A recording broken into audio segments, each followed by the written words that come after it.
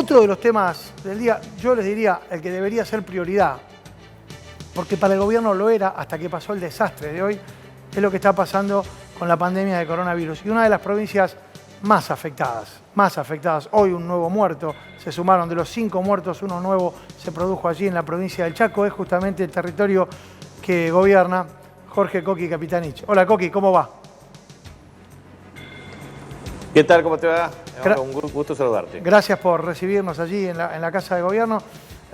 Bueno, la verdad que la situación nos angustia mucho. Hoy hemos visto cómo se desbordaban los bancos, la atención en los bancos, y lo primero que pensaba hoy, lo decía en otro canal, es justamente lo que puede estar pasando en Resistencia, en las ciudades del Chaco, en donde realmente la preocupación era hasta hoy lo que está pasando con el coronavirus, ¿no? Exactamente. Bueno, nosotros en forma actualizada tenemos 115 casos. Esto se va a actualizar en el transcurso de la carga de datos que tenemos en el sistema CISA. 115 entonces, porque el parte oficial, perdóname, el parte sí, oficial dice 107, son 115 entonces, ahora. Sí, porque nosotros tenemos dos sistemas de carga, ¿no? El sistema propio, derivado de la descentralización, en virtud de que contamos una red de laboratorios propios con recursos humanos más reactivos, que vamos cargando al sistema y después lo va consolidando CISA por la noche. De manera que seguramente eso va a estar actualizado de otra manera en el transcurso de hoy, a última hora, pero lo cierto es que más o menos hoy tenemos nosotros, con los datos actualizados, 115 casos confirmados positivos, 589 son los casos descartados, 250 tenemos en estudio, son 954 casos. Lo que es interesante, Mauro, es que realmente nosotros lo que estamos observando es lo siguiente. Nosotros tuvimos los casos derivados de 2 personas provenientes de España, una mujer de 74 años, otra de 34, y eso implicó la identificación de los nexos epidemiológicos por contactos estrechos. También un el famoso caso cero, recuerdo, ¿no? El famoso caso cero. Exactamente, por eso. Exacto, y nosotros ahí lo que tenemos que entender que en la provincia del Chaco en general está bloqueado el sistema en el área de Resistencia y Gran Resistencia. Sí.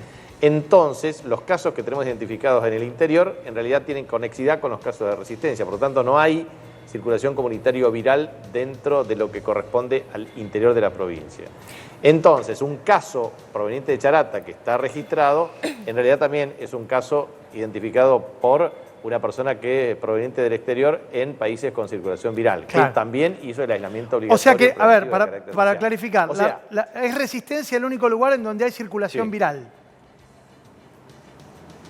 Exactamente. Que no es poco, Coqui, que no es poco. O se propende al esquema, claro, que no es poco, el tema se plantea que existe circulación viral o comunitaria producto de los mecanismos de contactos estrechos que fueron extendiéndose. El caso típico del Hospital Perrando, 16 trabajadores sanitarios, pero también tuvimos un caso en el Hospital Pediátrico que con el cumplimiento efectivo de las normas de protocolo efectivamente dieron casos negativos. O sea que lo que nosotros hicimos en este tiempo es adoptar una serie de medidas, que eso es importante remarcar. Bien.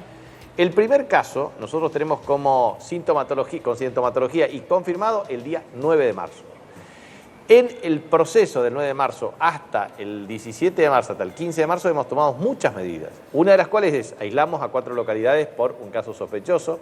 Segundo, se generaron todos los mecanismos para la constitución del comité de expertos, la comisión de seguimiento ampliado y todas las medidas que se adoptaron con el liderazgo del presidente Alberto Fernández. En ese contexto, Sí, disculpe que lo interrumpa. Buenas noches, Ana Cecilia lo saluda. En cuanto a la cantidad de respiradores que tiene la provincia y el escenario que se está anticipando de cara a mayo, ¿no? Que se espera el pico mayor de casos de contagio, ¿cómo están ustedes? Bien, nosotros estamos trabajando la expansión de la capacidad instalada para atender 370 casos graves. Hoy lo podemos hacer en 270 casos graves. Para eso, lo que estamos haciendo es la incorporación de recursos humanos calificados para la atención de emergencia, un programa de atención para el manejo de respiradores por parte de kinesiólogos, ¿cuántos respiradores hay en la provincia? Médico, todo un sistema de Nosotros tenemos ya el equivalente a 100, con los que hoy recibimos, digamos, del equipo central de sanitario, recibimos otra vez 5 respiradores más los 18 que teníamos, son 23. Eso es muy importante porque estamos incrementando la capacidad instalada de atención de respiradores, pero a su vez, entre lo que nosotros estamos haciendo es el esquema de público más privado para atender ya el caso de 170 respiradores. Sí. Nosotros creemos que vamos a llegar a atender con respiradores los casos de unidades de terapia intensiva más la recuperación de los pacientes en un pabellón especial. A partir del 6 de abril estimamos nosotros la implantación del pabellón especial con 80 camas, más 52 que recuperamos de un pabellón número 6 en el Hospital Perrando, más un esquema de recuperación en Presidencia Roque Sáenz Peñas y en Casterio. O sea, tener la capacidad instalada en tecnología, recursos humanos e insumos. Sí, está bien, gobernador, ¿cómo le va? Ernesto Díaz habla. Está bien lo que dice, pero Chaco es una provincia poblacionalmente mucho más chica que, por ejemplo, estoy viendo acá los datos, Córdoba, que tiene 131 infectados, Santa Fe, que tiene 160. ¿Cómo se explica que Chaco tenga 115 infectados? Bueno, la verdad es que te vuelvo a insistir, nosotros tuvimos 2 casos que tuvieron un impacto muy sustantivo en materia de contacto estrecho y eso se expandió de una manera muy significativa. El primer caso, vuelvo a insistir, 28 de febrero, 2 personas, 5 con está bien, pero está bien, 6 análisis. Pero está bien, lo entiendo, gobernador, pero usted me dice que 2 personas han infectando a cerca de 113 personas. 115. 113, son 2 estaban infectadas, 113. Cuando estoy viendo acá los números, cuando en Córdoba y en Santa Fe debería haber ocurrido lo mismo. Son una población mucho mayor, deberían tener, siguiendo su lógica, gobernador, por favor, corríjame si me equivoco, deberían tener los mismos infectados que Buenos Aires, que tiene 338. No es la única razón.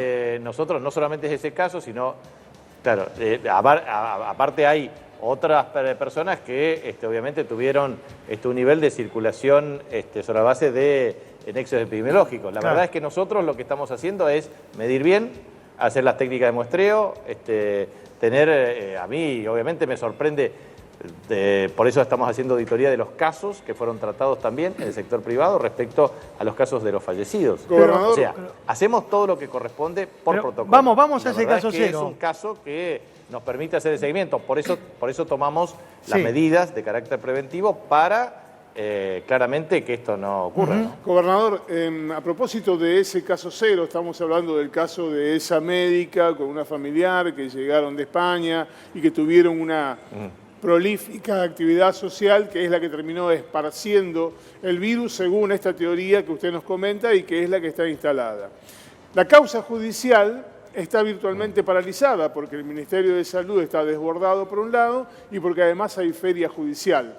Pero esos contagios, algunas de las personas contagiadas ya han muerto. Sin embargo, quienes originaron el caso cero ya fueron dados de alta. Más allá de lo que pasa en la causa judicial, el gobierno administrativamente, ¿qué medida tomó con estas personas? Bueno, el gobierno solamente puede tomar las medidas que tienen que ver con el protocolo sanitario. Cuestiones judiciales nosotros no podemos hacer uso, simplemente el fiscal doctor Sabadini tomó una iniciativa desde el punto de vista de la imputación de carácter judicial y eso lo tiene que resolver el Poder Judicial. ¿Cómo está esa causa, te pregunto, Néstor? Paralizada. Paralizada, está a la espera de un informe que tiene que enviarle el Ministerio de Salud, que tiene obviamente cuestiones más urgentes e importantes que atender en estos momentos, que tiene que ver con el recorrido que hicieron estas 2 mujeres antes de llegar al Chaco.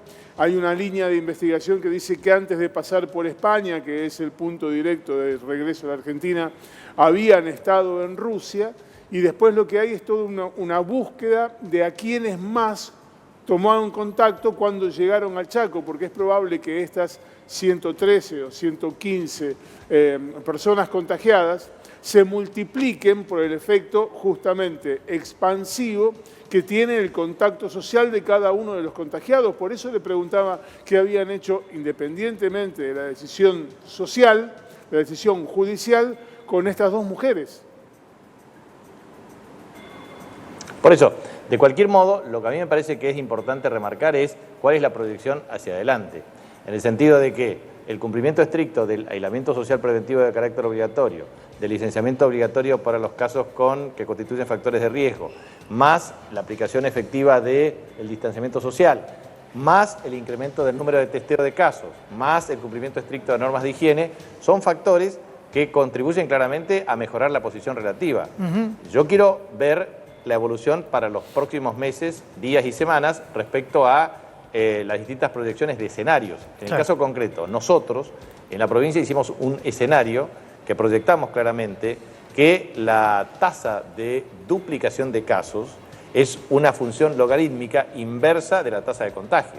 Entonces, estamos observando un comportamiento de la curva razonablemente favorable. Ahora bien, no podemos descuidarnos. La verdad es que tenemos que hacer lo que estamos haciendo y investigar claramente el tema de los contactos estrechos, los nexos epidemiológicos, hacer el sistema de testeo, hacer el seguimiento respecto al tema de la atención del 0800 a los efectos de garantizar que el poder de policía sanitaria que nosotros tenemos que ejercer, que es nuestra responsabilidad indelegable, la hagamos bien. Gobernador, a lo que apuntaba en la pregunta es, estas dos mujeres la nos puede llamar a declarar como testigo del Poder Judicial, porque si se llama como testigo probablemente después no le puede imputar ningún delito. Entonces la justicia no puede hacer eso. Lo que sí tiene que hacer es alguien llamarlas y decirle, che, haceme toda la lista de la gente con la cual vos te viste para poder ir a seguirla uno por uno. Eso se lo pidieron al Ministerio de Salud y todavía no está confeccionado.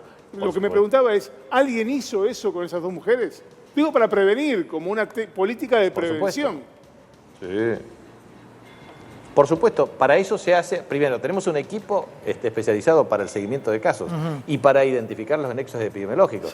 El caso concreto es que si no se dicen todos los contactos estrechos, probablemente ahí tenemos el problema de la vinculación del nexo epidemiológico, pero tenemos equipos especializados que trabajan en el árbol problema, es decir, cómo se ramifica. Déjame llevarte a un territorio, yo la verdad te conozco hace muchos años y vos sabés que te tengo un respeto muy particular, pero hoy vi imágenes en Resistencia acerca de lo que estaba pasando en los bancos, las vi en todas las ciudades importantes de la Argentina, del conurbano, que realmente me preocuparon, sobre todo teniendo en cuenta esto que acabamos de convenir, que es que tanto como en la Ciudad de Buenos Aires, en Resistencia hay circulación viral. ¿Cómo viste el operativo? A ver, te pido que levantes un poco la mirada de Chaco y como ex jefe de gabinete, vos sos un conocedor de los pasillos del poder a nivel nacional también. ¿Cómo viste hoy lo que pasó con el tema del cobro de asignaciones y jubilaciones? Bueno, obviamente hoy tuvimos un problema y en ese contexto nosotros habíamos fijado una agenda de pagos de los haberes jubilatorios de los empleados estatales de carácter provincial y lo hicimos sobre la base de 3 días por número de documento y por franja horaria correspondiente. Ahora, el problema central es que objetivamente también irrumpió el sistema de ANSES con pagos múltiples y eso obviamente colapsó el sistema. Lamentablemente esto es lo que ocurrió, es tarde para lágrimas, lo que es necesario es corregir para los días sucesivos. Y la verdad es que también tenemos un problema, Mauro, que es clave, que es el tema tecnológico y la cultura de vinculación con la tecnología para los sistemas de percepción y de cobro. ¿Esto qué significa? Por ejemplo, nosotros acá en la provincia, lo que nosotros queremos implementar es que todos los pagos sean a través de una billetera electrónica. Billetera electrónica que consolide el sistema de tarjeta de débito, crédito, caja de ahorro y obviamente que uno lo pueda hacer con código QR en una operación entre comprador y vendedor vía celular. Eso obviamente es todo un desarrollo de software y de aplicación tecnológica. Sí. Eso es lo que corresponde también a un sistema de moneda digital y a la transacción digital. Lo entiendo, pero ¿sabe qué pasa? Cuando uno ve los balances de los bancos se da cuenta que en la Argentina hay bancos para ricos y bancos para pobres. Y en las provincias más pobres del país, los bancos para pobres son los bancos del Estado. Uno lo ve en los balances esto, porque en el año 2019, el año que se fue, usted lo que puede ver es que los bancos privados ganaron 133% y los públicos ni siquiera estuvieron cerca de la inflación, ganaron 37%. ¿Por qué le estoy diciendo esto? Porque plantear una billetera electrónica en un país que se termina transformando en un país en que los bancos públicos del Estado se terminan transformando en bancos que básicamente lo que hacen es pagar jubilaciones y salarios, Usted sabe que ese cambio cultural es imposible llevar adelante a corto plazo. Exacto. Sí, a ver, pero también te quiero transmitir lo siguiente. Las capacidades estatales para resolver los problemas, por ejemplo, en los bancos provinciales, es muy buena. Nosotros implementamos la tarjeta alimentaria en la República Argentina de un modo inmediato y lo hicimos en el mes de enero. Al 31 de enero nosotros teníamos 66.499 tarjetas alimentarias con un sistema de implementación espectacular sin ningún tipo de sobresalto en este mes de enero. O sea, capacidad institucional dentro del sistema financiero por parte de las instituciones financieras con un rol preponderante del Estado también existe. Lo que pasa es que esto fue una circunstancia de carácter excepcional. Yo estimo que el presidente, cuando haya tenido la reunión hoy con el presidente del Banco Central, con ANSES, etcétera, han diseñado una operatoria distinta. Pero lo cierto es que esto es una circunstancia excepcional. Sí, ahora, y es gobernador, tomar todos los recaudos para que esto obviamente se corrija. A propósito hablaba de capacidades, ¿no se pudo prever abrir los bancos o mencionar que iban a estar abiertos el fin de semana para que no suceda esto? ¿Por qué cree que no se logró generar eso? Bueno, esto es un tema que hoy fue noticia durante todo el día. Creo que hubo reflejo por parte del presidente que rápidamente convocó a las partes e instrumentó la medida. Es cierto, sí. Esto ya ocurrió, hay que lamentablemente decir que no debía haber ocurrido, pero hay que resolverlo. Creo que el presidente hoy lo habrá resuelto claramente, con directivas precisas, y esto es lo que se va a hacer. Pero, gobernador, ¿no le parece, usted es un hombre que conoce mucho de economía, ¿no le parece que fue un grave error entre los servicios esenciales no incluir a los bancos? Me parece que es una cuestión que requiere, a ver, esto hay que regular. Si usted me pregunta a mí, yo soy claramente partidario de un rol del Estado mucho más fuerte en términos de regulación de precios y obviamente del sistema financiero. Y la verdad es que comparto absolutamente lo que decís, los veo siempre, coincido con la filosofía y hay que establecer claramente una visión para que los bancos estén al servicio del país, no el país al servicio de los bancos. Yo la verdad que veo con mucha preocupación, lo contábamos recién en el comienzo de nuestro programa, lo que pasó porque se ha hecho un trabajo enorme desde el gobierno para garantizar un aislamiento social obligatorio y preventivo y venía saliéndonos bien y yo la sensación que tengo, y te aseguro, Coqui, que está chequeado con muchos funcionarios del gobierno nacional, incluso con muchas de las personas que trabajan hoy cerca de Alberto Fernández, la bronca que hay es enorme, porque se terminó borrando parte de lo que se había escrito muy bien con el codo, ¿no? Exactamente. Admitamos que hubo un error, resolvámoslo. Creo que estamos a tiempo, lo tenemos que hacer, creo que se tomaron las medidas necesarias y suficientes y es lo que tenemos que hacer. Lo mejor es que no hubiese existido este error. Pero es cierto también que la multiplicación de las demandas con el sistema aumentaron de una manera extraordinaria, producto también de esta crisis sanitaria que tuvo su consecuencia en materia económica y social. Pero bueno, miremos para adelante y realmente tengamos el máximo nivel de esfuerzo para lograr que en el futuro estas medidas rindan impacto. Es decir, yo creo que esta es la posición que tenemos muchos gobernadores, que lo hemos hablado con el presidente. Hay que ir flexibilizando gradualmente el tema del aislamiento social de carácter preventivo, sobre todo a partir del 13 de abril y sobre todo en materia de producción de bienes y servicios, pero es absolutamente ineludible entender que hay un nuevo paradigma. Esta circulación viral, potencial y de otros virus ameritan que el aislamiento, que el tema del distanciamiento social y que el tema de los factores de riesgo, hay que proteger a todas aquellas personas que constituyen factores de riesgo. Y eso es lo que tenemos que hacer. Jorge, gracias por este contacto con Crónica HD, con nuestro programa Solo Periodismo. Bueno, un gran abrazo para ustedes. Muchas gracias. Que tengan buenas noches. Bien, Mauro, y ahora nos vamos a Olivos. Jornada intensa tuvo allí el presidente. Está nuestro compañero Fernando Moreno. Fernando. Bueno, ahí estaba trabajando, está trabajando el negro Moreno ahí. A ver, me parece interesante.